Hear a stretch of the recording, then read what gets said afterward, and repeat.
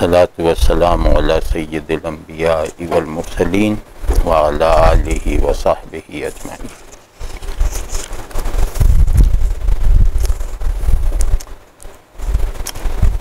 پچھلی مرتبہ میں نے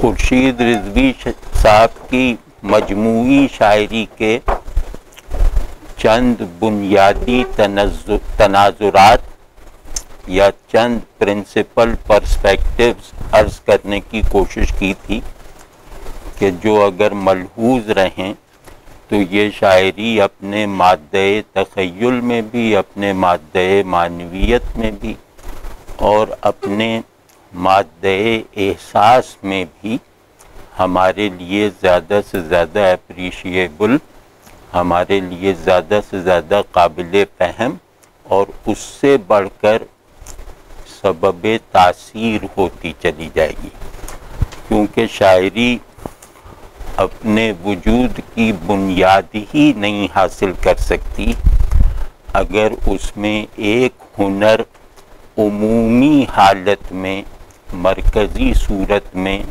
برسر کار نہ ہو، اور وہ ہنر ہے معنی کو تصویر یا تاثیر میں ڈھال دینے کا ہنر، کیونکہ زبان کا سب سے ادنا وظیفہ یہ ہے کہ مراد قائل مخاطب میں مفہوم ہو جائے، یعنی زبان کے اسٹرکچر کی، زبان کی بناوٹ کی سب سے نچلی سطح یہ ہے کہ اظہار جو ہے وہ ججمنٹل ہو جائے اور ادراک جو ہے وہ بالکل ایک قول فیصل کی طرح ذہن میں ثبت ہو، اظہار صرف اس قول فیصل کی منتقلی کا ایک ذریعہ ہو۔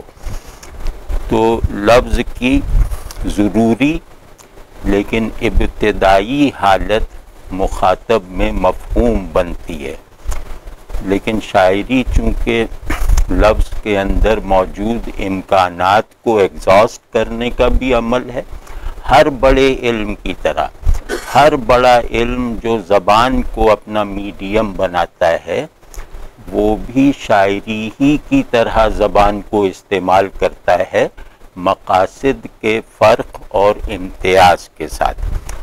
تو یہ بہت ضروری ہے کہ لفظ ایک اظہار پا کر ایک مفہوم کی صورت میں منتقل ہو جائے مخاطب یا قاری میں، لیکن یہ لفظ کی بناوٹ کے نچلے درجات ہیں، یہ لفظ کا نچلا تقاضا ہے، یہ نطق کے پاؤں ہیں۔ نطق کہتے ہیں جہاں اظہار اور ادراک یکجا اور ملفوظ ہو جائے، اس مرتبے کو نطق کہتے ہیں۔ نطق صرف اظہار نہیں ہے، نطق محض ادراک نہیں ہے، واضح نہیں بات؟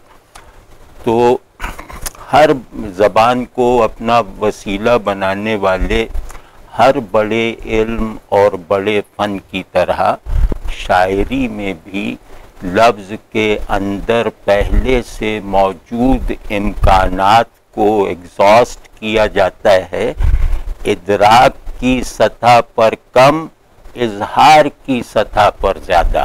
اسی لیے شاعری میں مراد متکلم ڈیسائیسو نہیں ہے، یعنی بعض مرتبہ شعر مراد قائل سے تجاوز کر کے شعر بننے کی زیادہ حقیقی بنیادیں حاصل کر لیتا ہے۔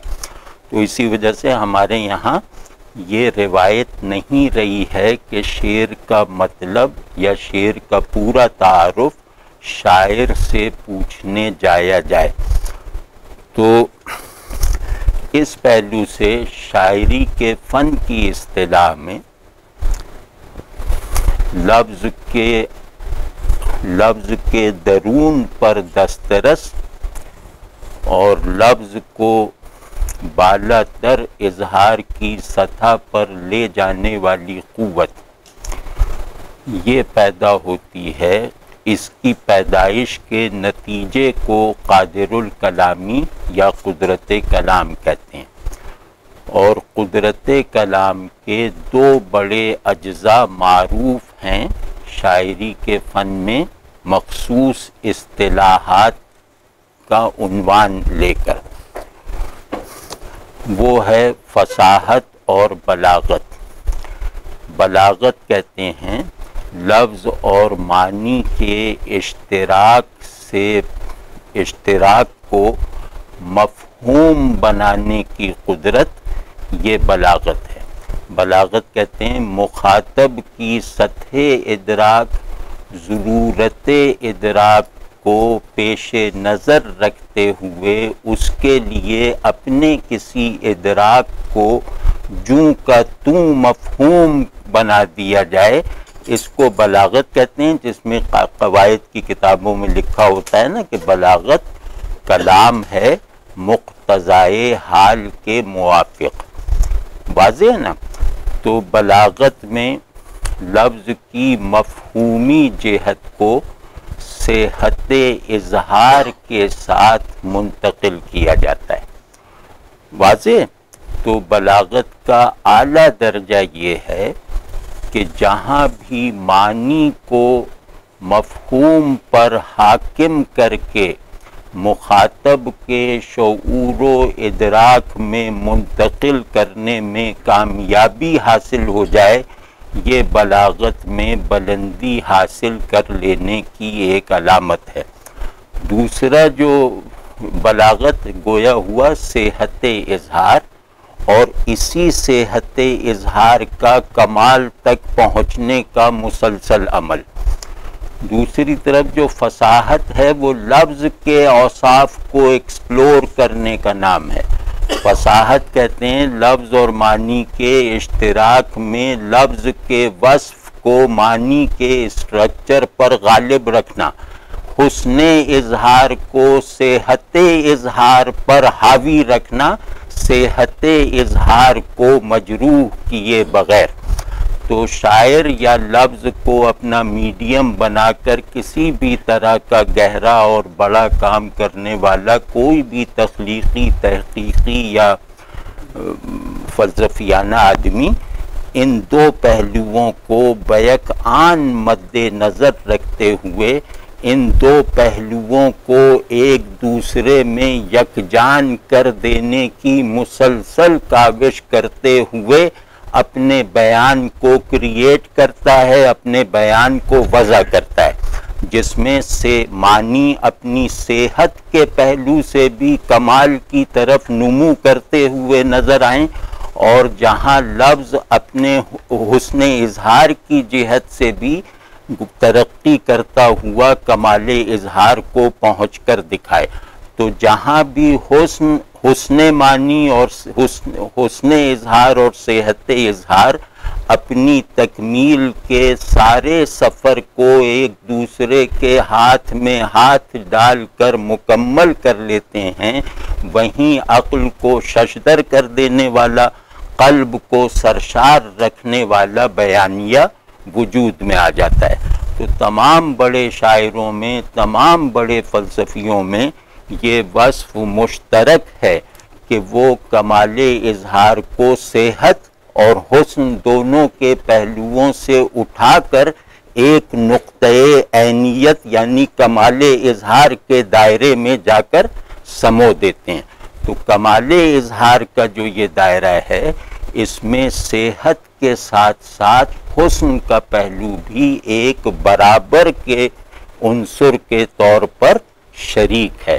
تو جو معنی اپنی خوبصورتی کا احساس نہ پیدا کرے کسی بیان سے، تو وہ بیان کم از کم شاعری کی روایت میں ناقص ہے، اور وہ بیان جو حسن کو منتقل کرے لیکن صحت کو مضطرب رکھے، تو وہ بھی بڑی شاعری کے تناظر میں ناقص بیان ہے۔ تو بڑی شاعری یا اہم شاعری مکمل معنی اور مکمل لفظیت کی یکجائی کا نام ہے، بیوٹیفائنگ والی قوت کے ذریعے سے بھی، اور ایکسپریشن، صحیح ایکسپریشن کے کمال کو عمل میں لاتے ہوئے بھی۔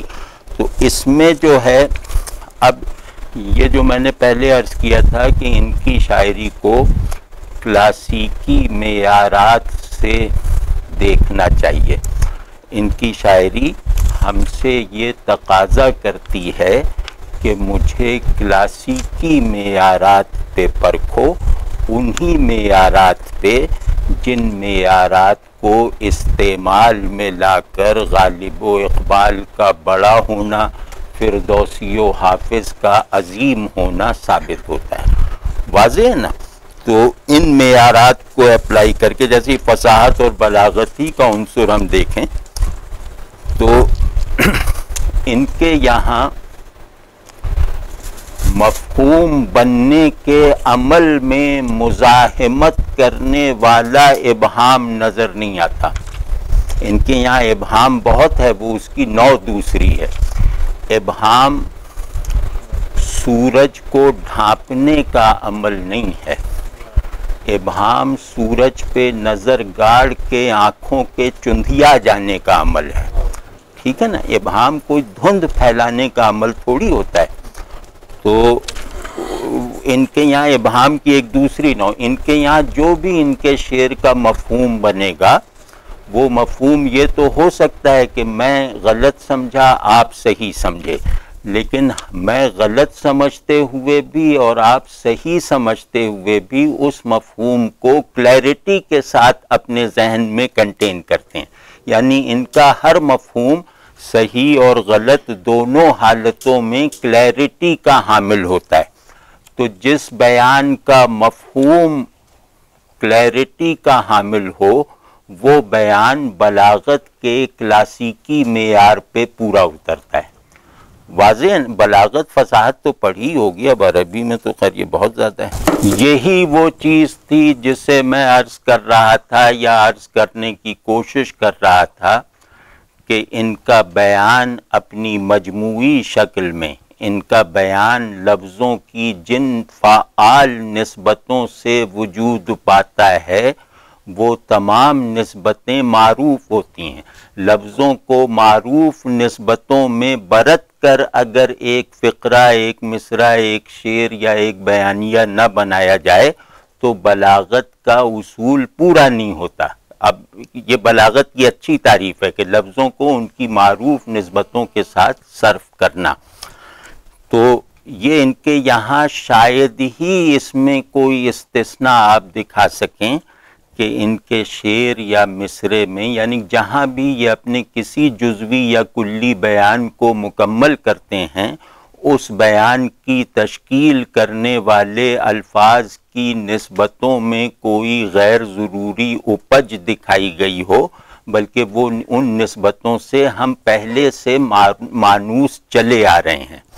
تو اس کو میں کہہ رہا ہوں کہ یہ کلاسیکی معیار پہ کسی شاعری میں بلاغت کے اس بات کے اسباب ہیں جو پوری طرح یہاں نظر آئیں گے۔ اور دوسرا یہ ایک فصاحت کہتے ہیں کہ معنی کو مفہوم کی نظر نہ ہونے دینا، لفظ اور معنی کی ضروری مغایرت کو ختم نہ ہونے دینا۔ مطلب یا کچھ تو کچھ واہ وائی کر دیں نہیں، مطلب کوئی رسپانس ہو۔ تو فصاحت اس کو کہتے ہیں کہ مفہوم بنتے ہی معنی متحجر ہو جاتا ہے۔ مفہوم بنتے ہی یعنی معنی مفہوم میں ڈھلنا قبول کرتے ہی اپنی مطلب گویا خودکشی کر لیتا ہے، وہ اپنے اگلے دن سے دستبردار ہو جاتا ہے، ٹھیک ہے نا؟ تو ایک شاعر آتا ہے، وہ معنی کو ضروری حد تک مفہوم بنانے کا سارا انتظام رکھتے ہوئے اس کے ساتھ ہی یہ دکھاتا ہے کہ اس معنی میں تہداری کے یہ امکانات ہیں، اور یہ معنی صرف ذہن کے اندر مفہوم بننے کے لیے نہیں ہے، بلکہ مفہومی بندشوں سے آزاد ہو کر چند احساسات اور احوال میں متشکل ہونے کی بھی لیاقت رکھتا ہے۔ اور سب سے بڑھ کر یہ کہ یہ معنی مخاطب کو محظوظ کرتا ہے، یہ معنی مخاطب کی لطف اندوزی کی صلاحیت میں اضافہ کرتا ہے. یہ معنی جو ہے وہ قلب اور ذہن کو ایک ہی نقطۂ تفریح سے فرحت پہنچانے والا کام بھی کرتا ہے. تو یہ فصاحت کا پہلو ہے. فصاحت کا اگر فصاحت کو بے مروتی کے ساتھ ڈیفائن کیا جائے تو وہ ہوگا لفظ پر معنی کا غلبہ اور اس کا ثبوت. کہ لفظ معنی پر غالب ہے، لفظ معنی سے زیادہ ہے، اس کا ثبوت جو متکلم دے دے گا وہ فصیح الکلام فصیح البیان ہے، اور جو اس کا ثبوت نہ دے پائے گا اپنے کلام سے وہ فصاحت کا عنصر ایک اطمینان بخش حالت تک نہیں رہتا. فصاحت کہتے ہیں لفظ کے اس خلا کو پروڈکٹیو بنا لینے کا جو خلا معنی کی تنگی کی وجہ سے رہ گیا ہے. یعنی لفظ ایک بہت بڑے ظرف کی طرح ہے جس کو کئی معانی سے بھرنے کے باوجود پورا نہیں بھرا جا سکا. جو کلام لفظ کے اس پہلو کو سامنے لے آئے گا کہ معانی لفظ کو پورا کا پورا بھرنے میں ناکام چلے آ رہے ہیں، آؤ میں تمہیں دکھاتا ہوں لفظ کی ماورائے معنی تاثیرات، لفظ کے ماورائے معانی احوال اور لفظ کی اپنی ایک خود مختار حیثیت، تو یہ آدمی گویا فصاحت کے بڑے اصول کو کوالیفائی کرنے والے کلام کا خالق اور متکلم ہے. تو اس کی فصاحت کی پہچان کیا ہوتی ہے کہ معنی بند نہیں ہوتے. فصاحت کی جو بہت ابتدائی، بہت ٹھوس، ابتدائی نہیں، ابتدائی غلط لفظ ہے، فصاحت کی بہت ٹھوس پہچان یہ ہے کہ فصاحت رکھنے والے بیان یا بیانیہ یونٹ میں معنی بند نہیں ہوتے. یعنی ایسا اس شعر کو اس طرح نہیں کہا جاتا، اس طرح شرح نہیں کی جاتی کہ شاعر یہ کہتا ہے، شاعر کی یہ مراد ہے. تو معنی کا اپنی نوع میں واضح رہنا، لیکن معنی کے اواخر کا بالکل بندھا ہوا نہ ہونا، معنی کا احاطے میں لائے جا سکنے والے تاثر یا وہم سے آزاد رہنا، یہ اگر کسی کلام میں آ جائے تو وہ گویا روح فصاحت سے چھلکتا ہوا کلام ہے. یہ جو بات میں نے عرض کی تھی پچھلی مرتبہ، ایک شعر پڑھا تھا ایک غزل میں سے، اس غزل کے کچھ اشعار کو، 2-3 اشعار کو ابھی تک کی گفتگو کا مصداق بنا کر عرض کرتا ہوں کہ میں سوچتا تھا کہ وہ زخم بھر گیا کہ نہیں، میں سوچتا تھا کہ وہ زخم بھر گیا. اب اسٹریس بدل دیں تو اس کی تاثیرات بدل جائیں گے. میں سوچتا تھا کہ وہ زخم بھر گیا کہ نہیں، جو مجھے ازل کے دن لگا تھا وہ زخم بھر گیا کہ نہیں. اور میں سوچتا تھا کہ وہ زخم بھر گیا کہ نہیں، یعنی جس نے میرے تمام وجود کا میں سرایت کیا ہوا جو زخم ہے وہ بھر گیا کہ نہیں. کھلا دریچہ در آئی صبا کہا کہ نہیں. تو اس میں آپ دیکھیں کہ اس کی ردیف بہت چابک دستی سے استعمال ہوئی ہے، اور اس کے ساتھ ساتھ آپ یہ دیکھیں کہ اس شعر میں مفہوم بننے کا جتنا ساز و سامان ہے وہ پورا کا پورا اس کے مخاطب میں پہلے ہی حلے میں منتقل ہو جاتا ہے.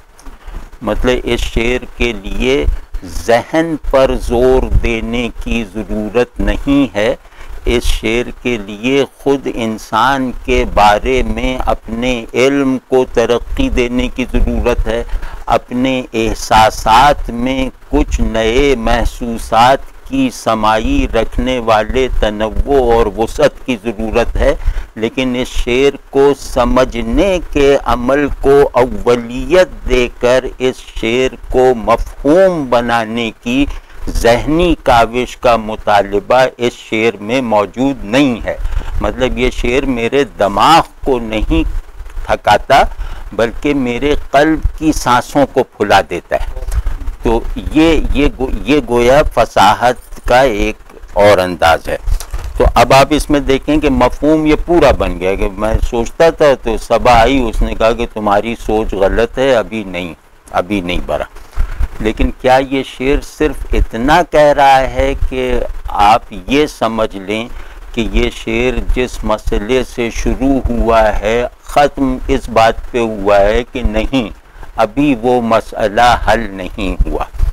اب مفہومی ضرورت تو یہ اتنا ریئلائز کر کے پوری ہو گئی، لیکن کیا یہ شعر اس مفہوم میں خود کو صرف ہوتا ہوا دیکھنے کا متحمل ہو سکتا ہے؟ کیا اس شعر کو اس مفہوم تک محدود کر دینے والا شعر کا کوالیفائڈ قاری ہو سکتا ہے؟ تو ظاہر ہے نہیں ہو سکتا۔ مطلب اس شعر کی مفہومی حیت کو اس شعر پر وارد کرتے ہوئے شرم آئے گی۔ واضح ہے نا؟ تو اب آپ دیکھیں کہ یہ پورا ایک تقدیری ڈرامہ چل رہا ہے، یہ اس کا بیان ہے اور اس کے معنی کہیں متعین نہیں ہے۔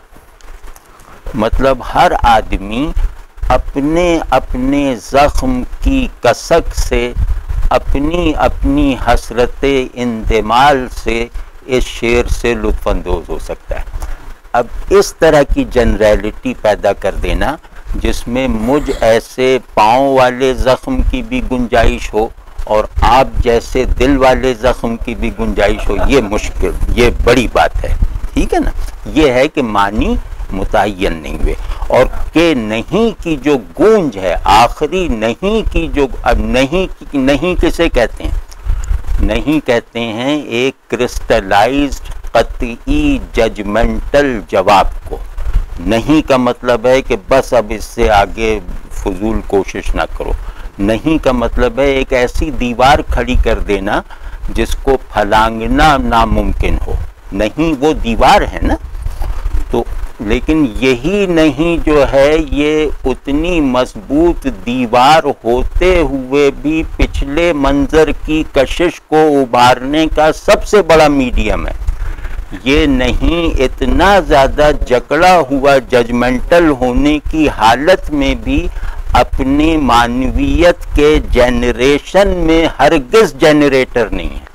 یہ نہیں بھی اسی طرح کا تقدیری آہنگ رکھتی ہے جس طرح کا وہ زخم رکھتا ہے۔ یہ زخم کی تقدیری گہرائی اس نہیں کے تقدیری آہنگ سے بیلنس ہو گئی، تو اس میں کسی طرح کا تعین نہیں ہے۔ تو وہ آج آئے نہیں جن کا جواب میں سوچ کے آیا تھا، لیکن چلو ہاں تو وہ کہہ رہے تھے کہ معنی کلوز ہونے کا تاثر ملتا ہے۔ معنی یہی تو وہ ہے، ممتنع کی حد کو پہنچا ہوا اظہار یہی تو ہے کہ وہ جو پیالہ پانی ڈالنے کے لیے بنا ہو اس پیالے میں آب حیات ڈال کے دکھا دے، یہی تو کمال ہوتا ہے۔ تو اب نہیں اتنا لوڈڈ لفظ ہے، اس نہیں میں اسمائی معنویت پیدا کر دینا۔ اب بتائیے، نہیں تو اسم نہیں ہے نا، تو نہیں میں اسمائی معنویت پیدا کر دینا، نہیں میں ایک ایجابی سرشاری پیدا کر دینا، یہ بڑی بات ہے۔ تو اب اس میں دوسرے پہلو سے دیکھیے کہ لفظوں میں ساری مناسبتیں جو ہیں، ظاہر دریچہ کھلے گا تو صبا آئے گی، کھڑکی بند رہے گی تو باہر سے صبا کیسے آئے گی؟ تو صبا کے آنے کا پورا انتظام کیا جا رہا ہے، یعنی ایک جو صحت تعلیل ہے۔ صحت تعلیل سمجھتے ہیں؟ سمجھتے ہیں، بہت اچھا. تو صحت تعلیل تو ہے، لفظوں کے معروف نسبتوں سے صحت تعلیل پیدا ہوتی ہے، حسن تعلیل نہیں پیدا ہوتا. تو اب یہ کہہ رہے ہیں کہ جب صحت تعلیل ایک بھئی کھڑکی کھلی تھی، پھر صبا آ گئی، اور صبا جب آتی ہے تو وہ بہار کے منتظر، نشاط کے منتظر کے لیے گویا ایک مجسم پیغام بن کے آتی ہے. گرمی میں ٹھنڈی ہوا جب لگتی ہے نا تو کلام رحمت کا تاثر پیدا پہلے کرتی ہے، اپنی ٹھنڈک کا انالائزیبل احساس بعد میں اجاگر کرتی ہے. تو اب وہ کہ دریچہ کھل گیا، صبا آ گئی، اور اس صبا نے جو ظاہر ہے کہ بہت کلامی حیت رکھنے والی صبا ہے اس ماحول میں، تو اس صبا نے آ کر یہ پیغام دیا، اس پیغام کا لمس فراہم کر دیا. جس زخم کا لمس محسوس نہیں ہو رہا تھا، اس صبا نے اس زخم کے اندمال سے مایوس کر کے اس زخم کا لمس فراہم کر دیا، نہیں کہہ کے.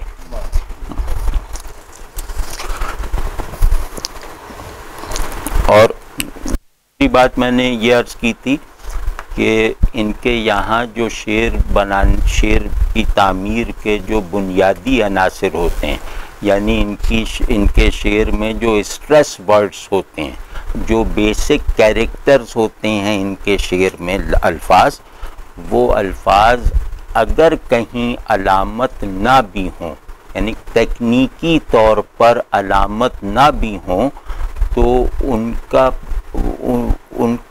وہ جیسے علامت بننے کے عمل سے چھلکتے ہوئے نظر آتے ہیں. یعنی الفاظ کو علامت نما بنائے رکھنا، بیسک الفاظ کو علامت نما بنائے رکھنا، یہ بھی ایک بہت کمال کی بات ہے.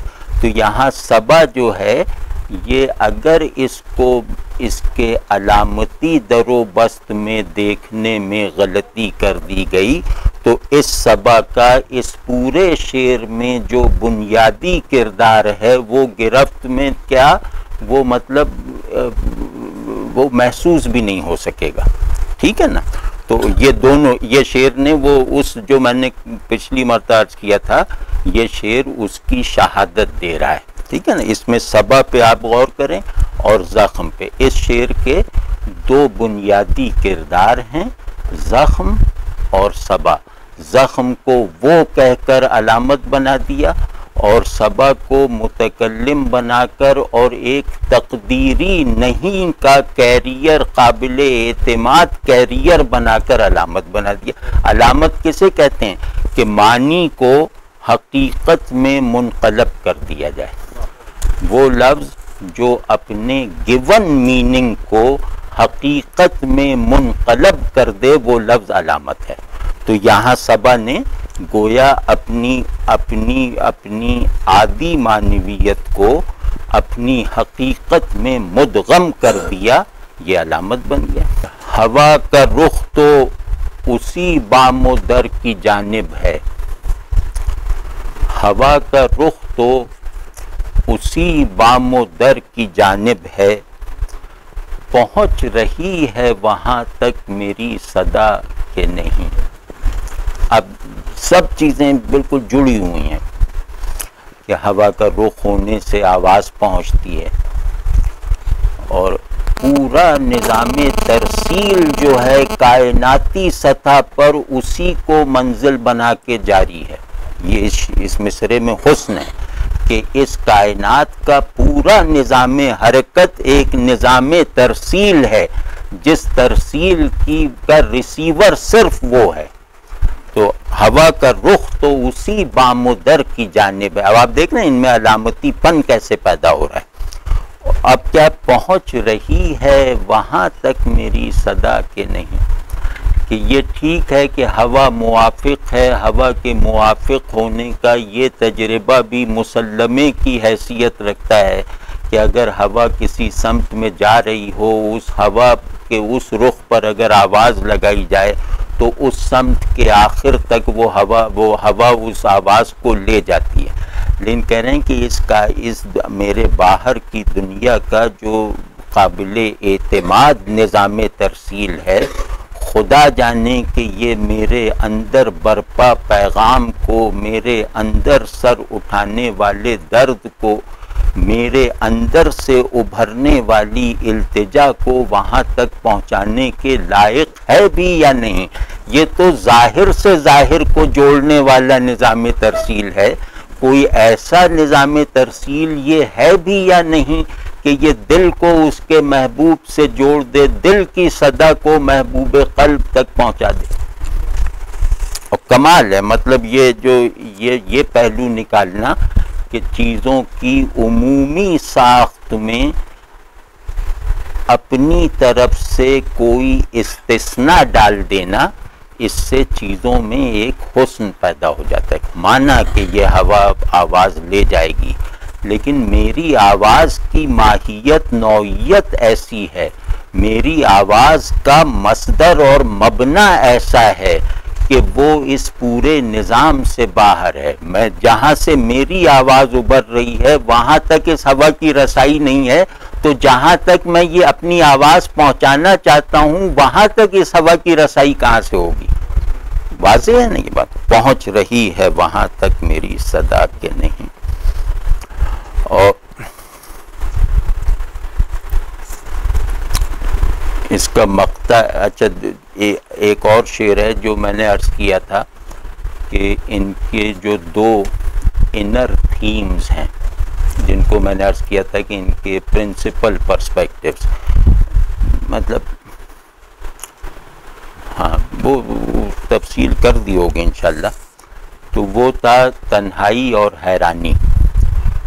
تو اس پوری غزل میں حیرانی کی ایک لہر دوڑ رہی نا۔ حیرانی جو ہے، حیرانی جہل اور نارسائی سے عبارت نہیں ہے، حیرانی رسائی کے کسی بھی مرحلے کو فائنل نہ جاننے سے پیدا ہوتی ہے۔ حیرانی جاننے اور پانے کا پھل ہے، نہ جاننے اور نہ پانے کا نتیجہ نہیں ہے، ٹھیک ہے نا؟ ورنہ پھر حیرانی کو اس کا مادہ ہی حاصل نہیں ہوگا۔ تو حیرانی کہتے ہیں غیب اور حضور کی عینیت کے شعور اور حال تک پہنچ جانا۔ حیرانی کی اصل یہ ہے کہ غیب اور شعور ایک نقطۂ عینیت رکھتے ہیں، اس نقطۂ عینیت کے حضور تک پہنچ کر دستیاب ظہور اور دستیاب شعور اور دستیاب احوال اور دستیاب احساسات کو اس کے لائق نہ پانا اب حیرانی ہے۔ تو اب وہ حیرانی تو پوری اس غزل میں ہی ہے۔ اب تنہائی کا مضمون دیکھیے۔ خود اپنا حال سناتے حجاب آتا ہے، خود اپنا حال سناتے حجاب آتا ہے بزم میں کوئی دیری نہ آشنا کہ نہیں۔ کہ اب سادہ سا مفہوم ہے کہ اس محفل میں جو سجی ہوئی ہے اس میں میرا کوئی اگر دیرینہ آشنا نہیں ہے تو یہاں میں اپنا اظہار حال کیا کروں؟ اظہار حال آشنائی کی زمین پر ہوتا ہے، نا آشنائی کی فضا میں نہیں ہوتا۔ اور جو آدمی اظہار حال نا آشناؤں میں کرنے لگے وہ خود پسند ہوتا ہے، جو اپنے اظہار حال کے لیے آشناؤں کو طلب کرنے لگے وہ خود پسند نہیں ہوتا۔ وہ واضح ہے نا؟ کیونکہ آشنائی مجھے اپنے آپ سے نکلنے میں مدد دیتی ہے، یار آشنا مجھے اپنے آپ سے نکلنے میں مجھے امپرسنل ہونا تعلیم کرتا ہے۔ تو یہاں اس بزم میں تو سب لوگ ایک دوسرے پر غالب آنے کی، ایک دوسرے سے آگے نکلنے کے جنون میں مبتلا ہیں، تو میں اس میں بھلا اپنا حال کیا کہوں میرا وہ مخاطب کہاں ہے جو میرے حال کو مجھے اس قابل بناتا ہے کہ میں اپنے حال کو امپرسنل ہو کر بیان کروں. تو خود اپنا حال سناتے حجاب خود نمائی کی مجلس میں اپنے آپ کو دکھاتے ہوئے حیا آتی ہے. تو اس مجلس خود نمائی میں اپنا اظہار حال کرنا گویا خود نمائی کی اس جاری بدعت میں شریک ہونا ہے. تو یہاں مجھے حجاب آتا ہے، یعنی خود نمائی کے ماحول میں میں طبعاً خود کو چھپا لیتا ہوں. خود کو دکھانے کی فضا میں میں خود کو طبعاً چھپا لیتا ہوں. اب یہ تنہائی کا ایسنس ہے نا. تو اور ہے بزم میں کوئی دیری نہ آشنا کہ نہیں، کہ مجھ سے کھینچ کر اپنے اندر جذب کر لینے والا کوئی دوست ہو تو میں اپنا اظہار کروں نا، کہ میرا ہر اظہار میری طرف پلٹ کر نہ آئے، میرا ہر اظہار مجھے سامع اور مخاطب میں جذب کروا دے. ایسے ماحول میں میں اپنا اظہار کر سکتا ہوں. ورنہ تو آپ دیکھتے ہیں ہمارا اظہار کیا ہے، وہ جو آسٹریلین لوگوں کا وہ ہوتا ہے نا، جو پھینکتے ہیں دوسرے کی گردن اتارتا ہوا وہ واپس اپنے ہاتھ میں آ جاتا ہے. ٹھیک ہے، تو یہی اپنا ہر آدمی کا اظہار جو ہے وہ اپنے سے شروع ہوتا ہے اور اپنے ہی پر مکمل ہوتا ہے، اور اپنا دائرہ بناتے ہوئے دوسروں کا قتل عام کرتا ہے. ٹھیک ہے، تو اب یہ بہت قدر کی بات. اور جیسے میں نے عرض کیا کہ یہاں بزم، اپنا حال، دیرینہ، آشنا، یہ سب ذرا بنیادی کلمات ہیں نا. ان تمام کلمات میں ایک طرح کی سمبولسٹی جو ہے وہ غلبے کے ساتھ موجود ہے. مطلب ان کے فوری مفہوم پر غالب ہونے کی حالت میں. اب دیرینہ آپ متعین نہیں کر سکتے یہ دیرینہ کون ہے. مطلب دیرینہ کو کیا اس زمانی تناظر میں ناپا جا سکتا ہے؟ یہ دیرینہ آپ کو اجازت نہیں دیتا کہ میرا میٹرک کا دوست کوئی موجود ہے، میرا گاؤں کا دوست کوئی موجود ہے، میرا کوئی 20 سال پہلے کا دوست موجود ہے. آپ کو یہاں استعمال ہونے والا یہ دیرینہ کسی ایک شخص کے ماضی میں جھانکنے کی دعوت نہیں دے رہا، بلکہ یہ جو دیرینگی ہے یہ ایک غیر زمانی سا تاثر بھی رکھتی ہے. یہ دیرینگی زمانی سے زیادہ وجودی ہے. اب واضح علامت کیا کام کرتی ہے کہ قلب ماہیت کرتی ہے. قلب ماہیت کسے کہتے ہیں؟ کہ جن چیزوں کا زمانی ہونا معروف ہو انہیں مکانی اور وجودی بنا دے، جن چیزوں کی نسبت رات سے معروف ہو ان کو دن سے منسوب کر کے دکھا دے بغیر کسی احساس تکلف و تصنع کے. واضح ہے نا؟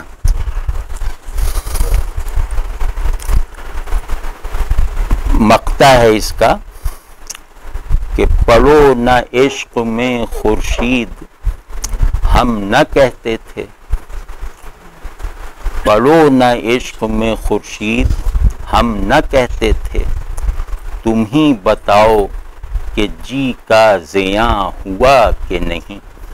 بہت مطلب احساساتی شعر ہے، اور ایسا احساساتی شعر ہے کہ ذہن جس سے محظوظ ہونے میں شرم محسوس نہیں کرتا.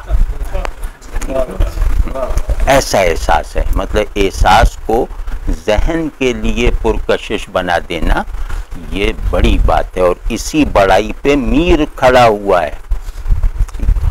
تو پڑھو اس پہ، بلکہ میر بھی اب جو میں جیسے غالب وغیرہ کو یاد کر رہا تھا یہ وہی ہے کہ جو آدمی اپنی روایت کے تسلسل میں اونچی لہر بننا جانتا ہے وہی کچھ بڑائی حاصل کرتا ہے. تو مطلب بڑائی کا شجرہ ضرور ہوتا ہے، بڑائی جو ہے خود رو نہیں ہوتی. تو ان معنوں میں کہہ رہا تھا کہ لگا نہ دل کو کہیں کیا سنا نہیں تو نے جو کچھ کہ میر کا اس عاشقی نے حال کیا.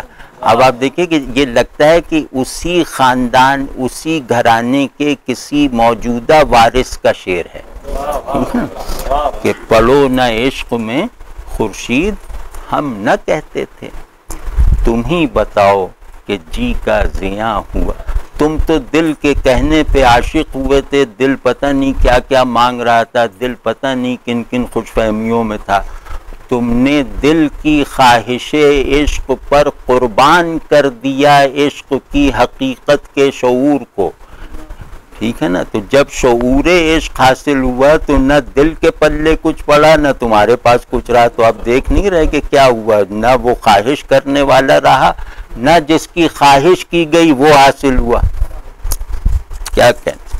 اور جی کا زیاں اللہ تعالیٰ ہر سود پر غالب رکھنے کے لائق بنائے، یہ دعا کرنی چاہیے۔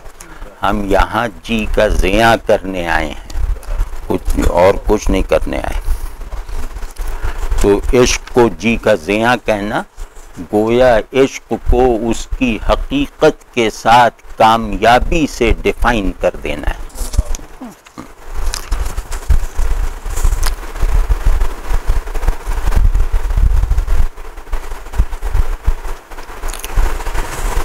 وہ جو دوسری غزل میں سے مطلع پڑا تھا وہ کیونکہ بجلی چلی گئی تھی تو چیزیں جیسے ادھر بکھر سی گئی تھیں، تو اس کو دیکھتے ہیں ذرا مربوط انداز میں اس غزل کے کچھ اشعار کو۔ یہ شاخ تنہا کی دوسری غزل ہے۔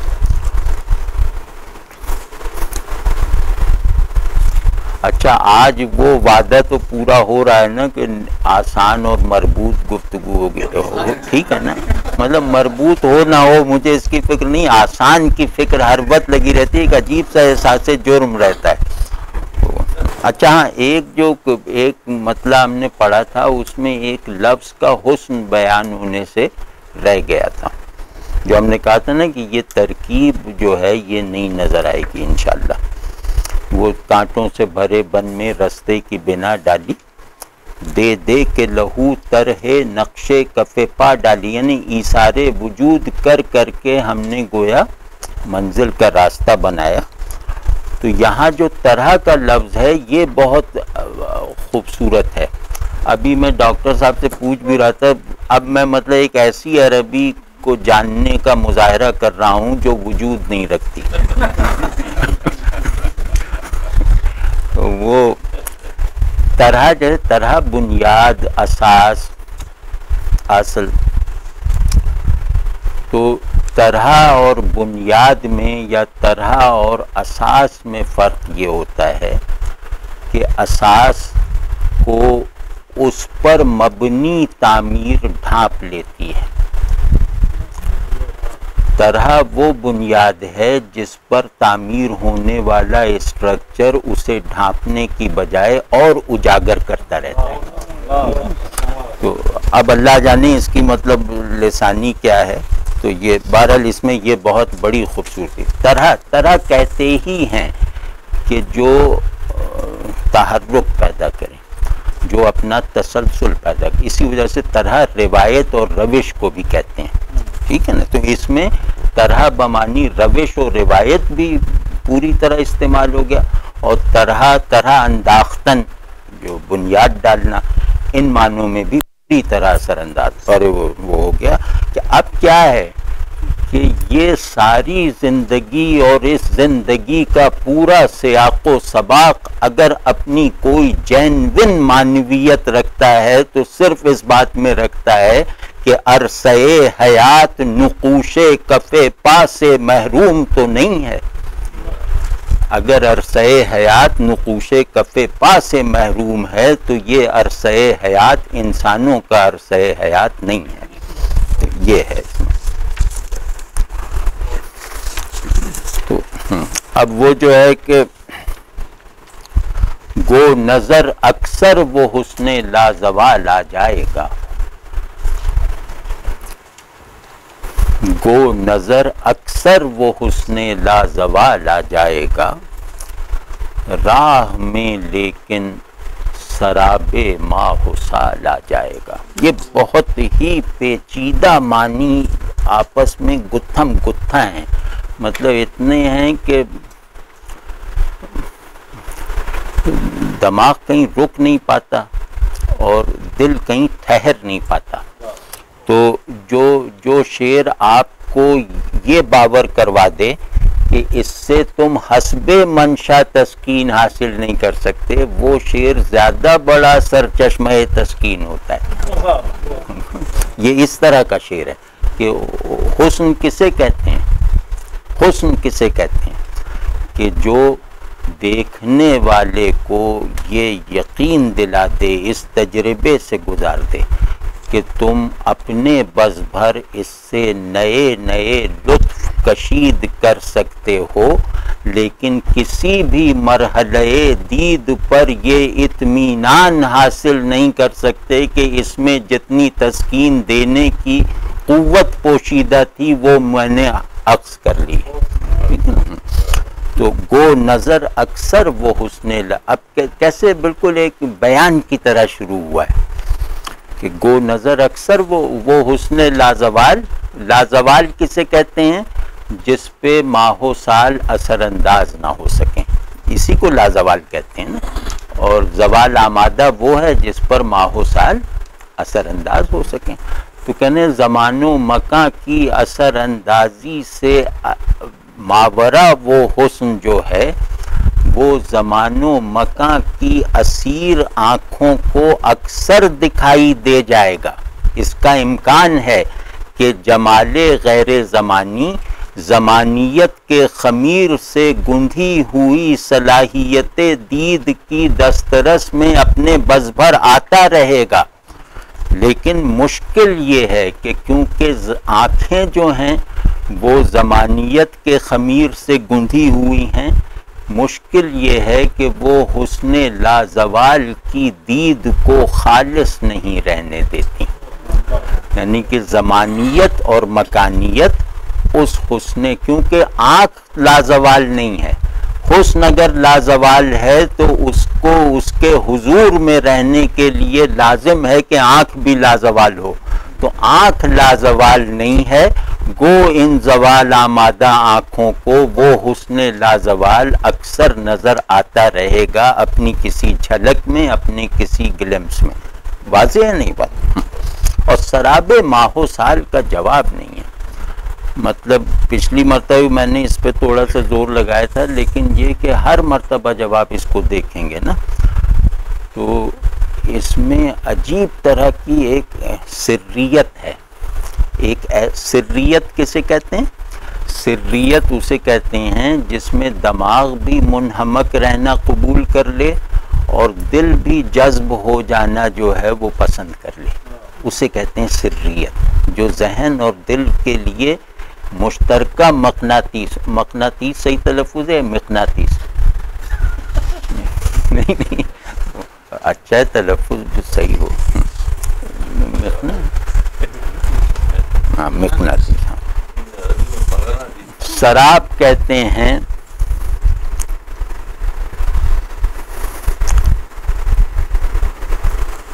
اس تاثیر کو جو اپنی جگہ حقیقی ہو، اس کا مبنی غیر حقیقی ہو.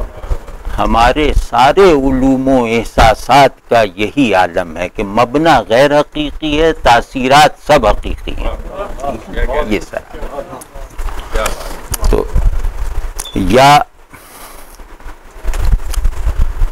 یا شکن آلود ہو جائے، یہ اسی کا تھوڑا سا اس کی توسیع ہی ہے یا اس کی پرٹیکولرائزیشن ہے مطلع کی. مطلع ایک یونیورسیلٹی ہے. یا شکن آلود ہو جائے گی منظر کی جبیں، یا ہماری آنکھ کے شیشے میں بال آ جائے گا. اب یہ شعر اس سے جڑا ہوا ہے. اگر پہلے شعر کے زور کو اس میں بھی تھوڑا منتقل ہوتے ہوئے دیکھ لیں تو یہ شعر زیادہ پر لطف اور بامانی ہو جاتا ہے کہ حسن لازوال نظر تو آ جائے گا لیکن زمانہ حجاب بن جائے گا، اور زمانہ جو ہے وہ چشمہ بن کے جن چیزوں کو دکھاتا ہے ان چیزوں کے غیر حقیقی ہونے کا یقین بھی دلاتا رہتا ہے. تو ایک عجیب طرح کے پیراڈاکس میں پھنسا ہوا ہوں.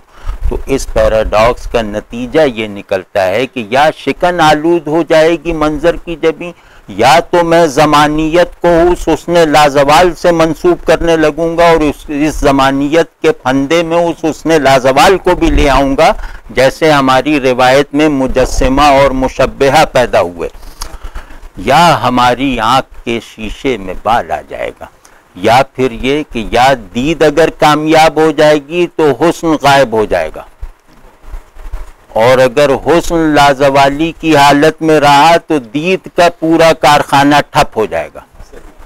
یار کتنا اچھا ہے، ذرا اس کو دیکھیے۔ اور ان شعروں سے بننے والی فضا میں سانس لیتے ہوئے بھی جیسے آدمی کو خود پر یقین آنے لگتا ہے، اپنے پر فخر ہونے لگتا ہے کہ ہم یہاں سانس لے رہے ہیں۔ اور ویسے اس کی خوبصورتی دیکھیں، منظر کی جبیں کا شکن آلود ہو جانا دو معنی میں ہے۔ جبیں کا شکن آلود ہو جانا دو معنی میں ہے۔ ایک جبیں شکن آلود ہوتی ہے اظہار ناراضی کے لیے، ماتھے پر بل پڑ جانا غصے کا اظہار ہوتا ہے، ٹھیک ہے، اور ماتھے پر بل پڑ جانا اس صورت میں تبدیلی کا استعارہ بھی ہے، اس منظر کو مسخ کرنے کا استعارہ بھی ہے۔ تو دونوں طرح کے وہ منظر، وہ حسن لازوال ہی ناراض ہو جائے گا کہ میں تو تجھے خود کو دکھانے آیا تھا اور تو نے اپنے شرائط دید کو مجھ پر وارد کرنا شروع کر دیا، یہ ناراضگی ہے، ٹھیک ہے۔ اور شیشے میں بال آنا، یہ بھی زبان کو روزمرہ کی سطح پر استعمال کرنا اور اس میں جو ہے وہ معنی کی فکسٹی سے بچنا، یہ قدرت کلام کا بڑا نمونہ ہوتا ہے۔ روزمرہ کسے کہتے ہیں؟ معنی کی فکسٹی سے بن جانے والا کلام۔ تو اب یہ دونوں روزمرہ ہیں، یہ کیا؟ ماتھے پہ شکن آ جانا اور شیشے میں بال آ جانا۔ اب شیشے کی بھی میں خوبصورتی عرض کرتا ہوں آپ سے، لیکن ابھی دیکھتے ہیں کہ روزمرہ میں بھی معنی کی تہداری کیسے پیدا کی۔ پہلے مصرے کی ہم نے دیکھ لی، شیشے میں بال آنے کا مطلب ہوتا ہے بدگمان ہو جانا، اس کا ناراض ہو جانا، ہمارا بدگمان۔ شیشے میں بال کے کیا جا نہیں سکتا کبھی شیشے میں بال آیا ہوا، کچھ اور بھی شعر ہیں۔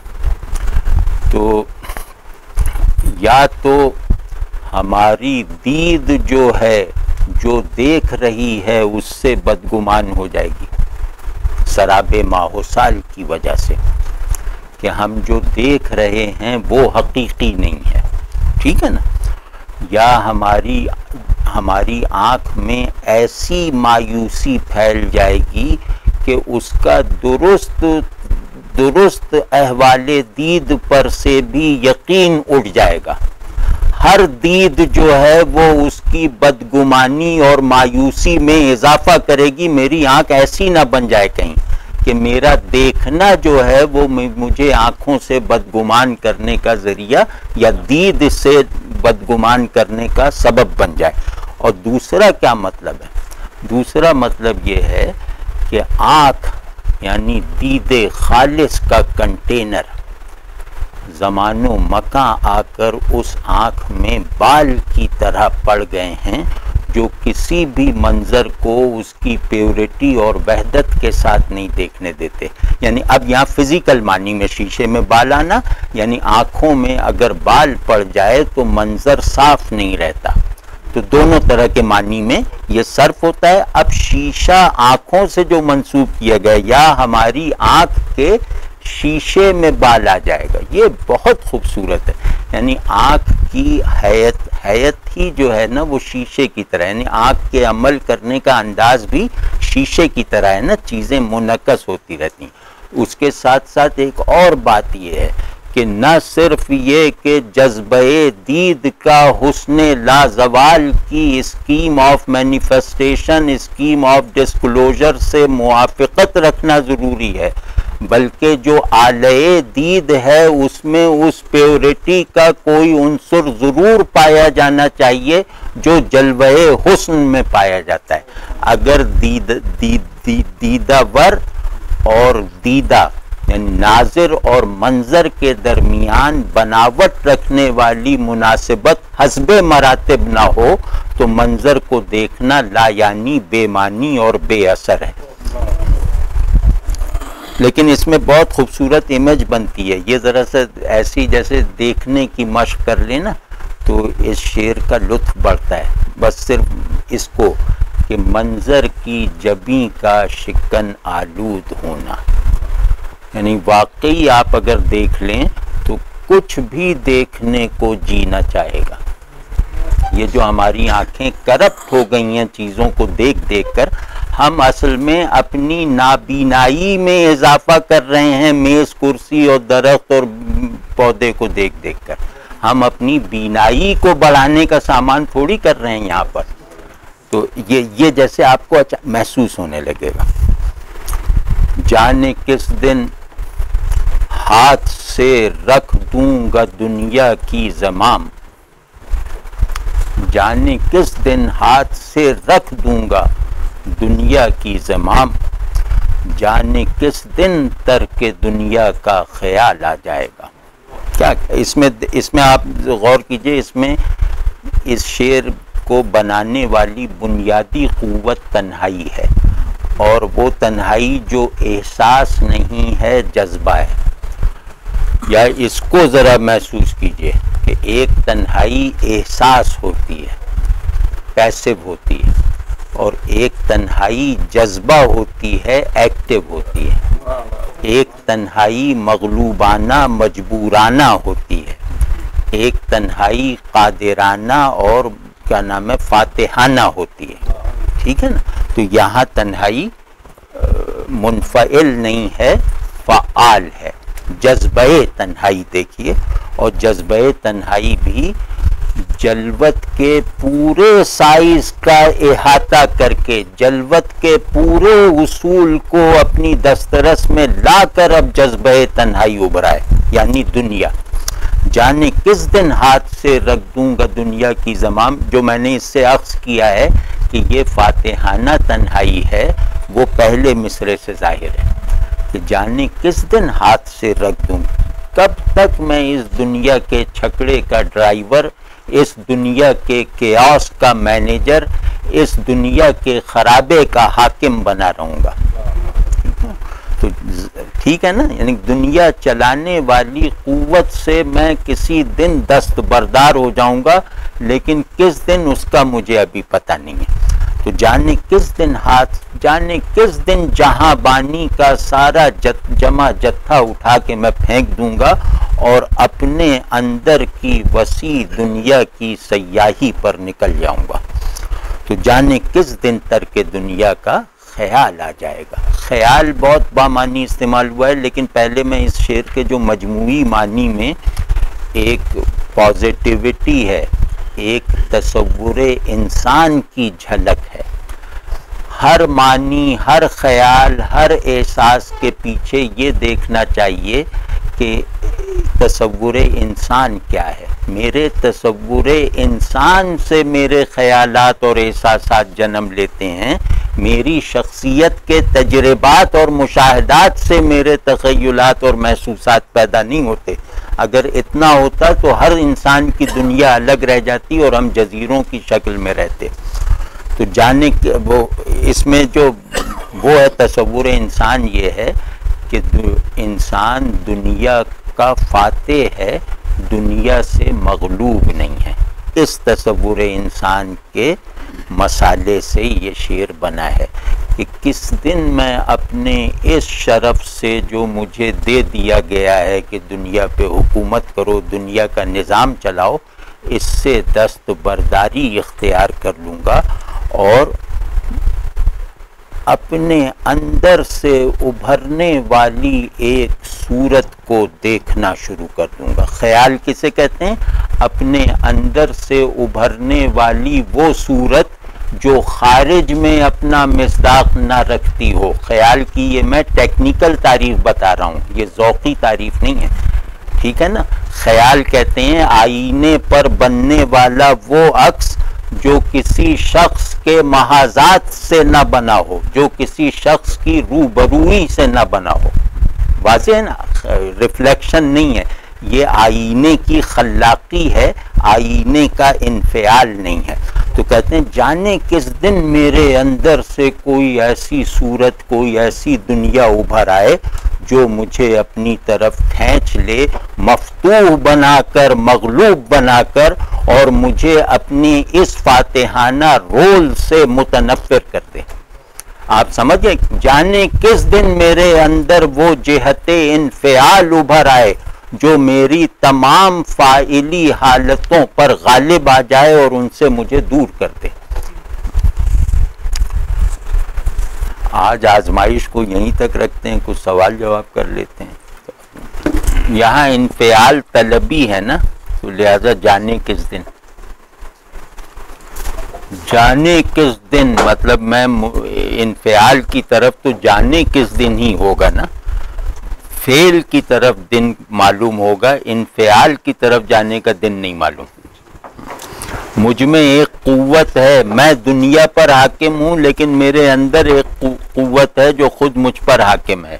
اس کا فیصلہ اگر مجھ پر غالب آ گیا تو میں نہیں کہہ سکتا کہ وہ کس وقت آئے گا. اور جانے میں یہ بھی ہے، ایک ڈیٹیچمنٹ ہے، ایک ڈیٹیچمنٹ. جانے میں اپنی اس پوزیشن کو دوسری پوزیشن سے کب بدل لوں، میں خود اپنی ان دونوں پوزیشن سے ڈیٹیچڈ ہوں. دنیا میں رہنا لوگ یہ سمجھتے ہیں کہ سرشاری اور اطمینان کا باعث ہے، لیکن اس شعر کے اندر معلوم ہوتا ہے کہ شاعر اس بات کی طلب کرتا ہے کہ وہ انفعالی رول ادا کرے اس دنیا کے. آپ کیا سمجھتے ہیں اس میں کیا؟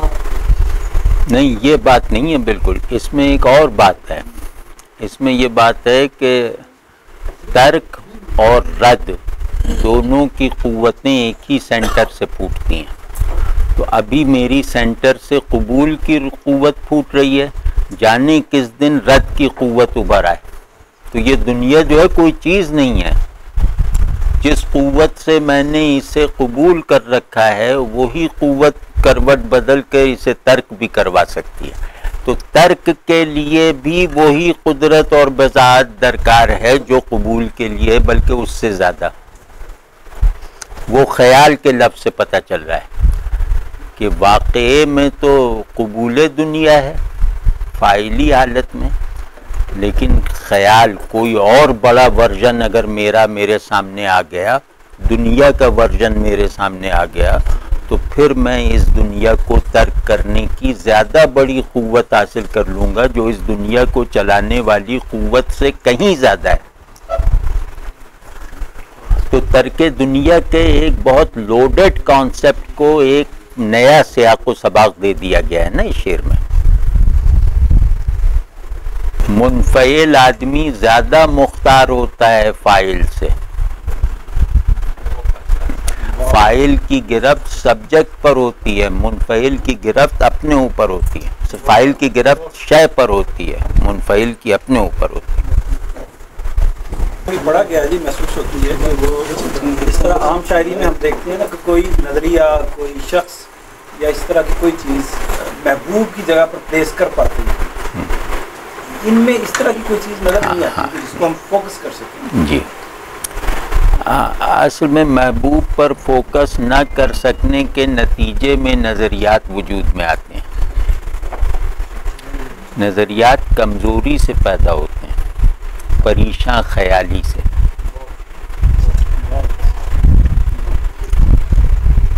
آپ دیکھتے ہیں کہ اب دین کی تعبیرات کا دور ہے، دین چلا گیا، نظریہ سازی ہو رہی ہے کہ یہ دین کا مقصد، یہ دین کی غایت، یہ دین چلے. وہ کبھی غور فرمائیں، نظریہ حقیقت کے فقدان سے پیدا ہوتا ہے. حقیقت کے حضور میں کیا نظریہ؟ تو ہمارے سلف میں کوئی نظریہ سازی نہیں تھی. حضور میں سے کوئی ادھر نکل گیا، کوئی ادھر نکل گیا، رہتے سب ایک دائرے میں. نظریہ کہتے ہیں حکم لگانے کو، سمجھنے کو نہیں، حکم لگانے. اچھا نہیں وہ بھائی وہ اس بات کو کسی اور طرف نہ جانے دیجیے، وہ نہیں، لا حول ولا قوت، وہ سب بالکل نہیں، وہ کوئی ایسی بات نہیں ہوگا۔ سمجھنے کی مربوط کوشش کرنا بہت ضروری ہے۔ تو نظریہ کہتے ہیں حقیقت کو تراشنا، وہ ایک الگ چیز ہے۔ نظریہ سازی کا عمل شروع ہوتا ہے عقل کو تحقیق حق کے لیے کافی سمجھ لینے کے مفروضے سے۔ سر یہ حیرانی جو ہے یہ بہت ریلیٹ نہیں کرتی تنہائی کے ساتھ، اس کو سیپریٹ کیسے کریں گے؟